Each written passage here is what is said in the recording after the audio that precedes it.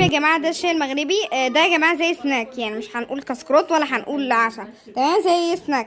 فهنا الشاي الاخضر طبيعي يعني يكون موجود على كل سفره مغربيه. هنا بقى قريشلات. قريشلات يعني زي حاجه كده بينقنشوها، تمام. زي حاجه تمام. مش عارفه. تمام. نكهات بقى يعني وكده. وهنا حلوى، وهنا اللوز.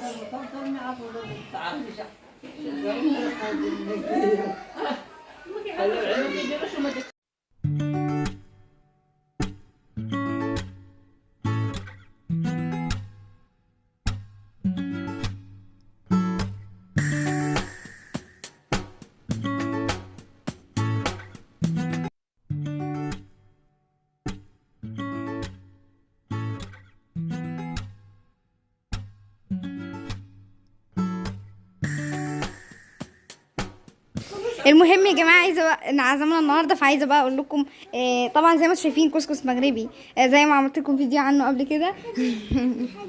تمام.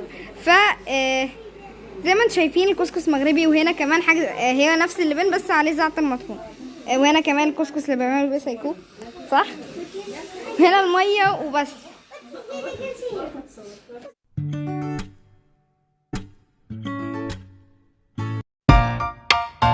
شوفي فيا ايه